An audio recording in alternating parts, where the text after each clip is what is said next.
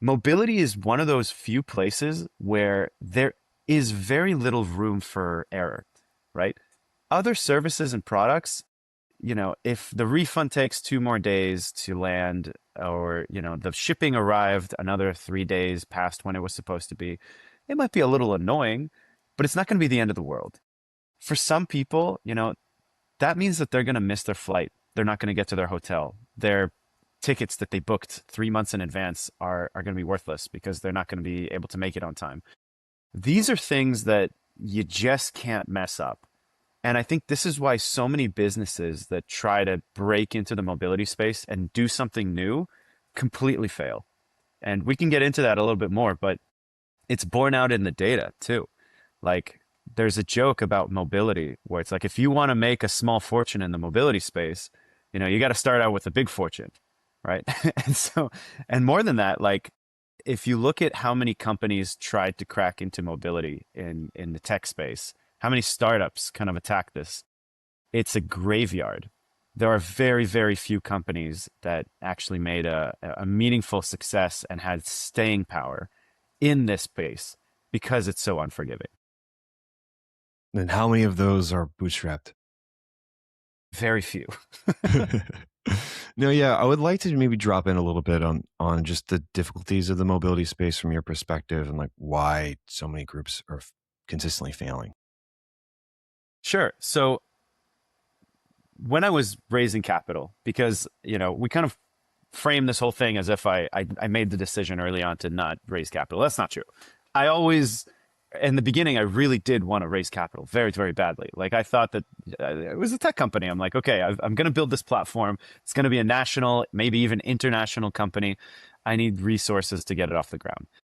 And so what I ended up doing is at first I didn't have any money whatsoever. And so even my first partner that I brought on, I didn't even understand equity at the time. Like, I didn't have any money to pay him.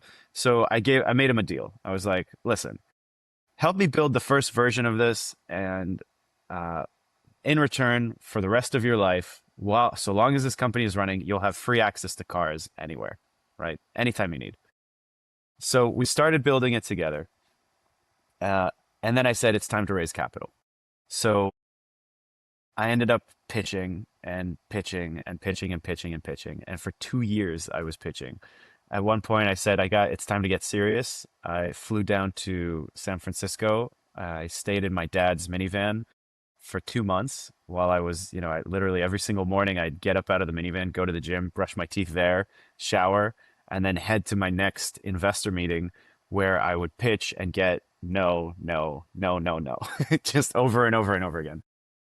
And, it was extremely demoralizing at first, but at a certain point, I kind of started to understand from the VC perspective. Like, why is it that they are so hesitant to invest in another mobility startup? And you got to remember that this was back in like 2021, 2022. So this is maybe 10 years past the first wave of mobility startups and mobility tech. If you're thinking about companies like Uber, Lyft, Lime, and a bunch of other, mobility companies that popped up. This was all around the early 20 teens, right?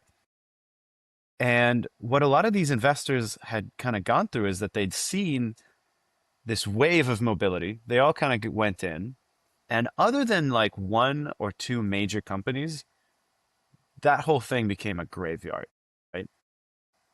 The thing is, you're not even going to know all of the companies that came in and didn't even get acquired or acqui-hired. They just died. They just got abandoned uh, because you'll have forgotten about them by now. But it was a complete bloodbath.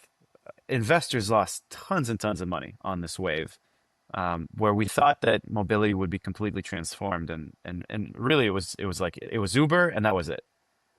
Um, and there's a very good reason for that, and that's that tech investors are used to seeing tech returns. They're used to seeing zero marginal cost of growth. So serving your 10,000th customer costs exactly the same as serving your 100,000th customer. There's no additional cost. It's a tech product. It's software. That's just not the case in mobility, right? You've got people on the ground doing things. You've got actual people's time. You have maintenance. You have insurance costs, liabilities. These things do not scale nearly as well. And so company after company did the same playbook that VCs expect, which is we're going to invest in you and you go hyper growth. You scale as fast as you freaking can. And then once you've dominated the market, then we can update the unit economics and you can change pricing, you can fire some people and now, find your path to profitability. That just does not work when you have operational costs on the ground that do not scale and are not accounted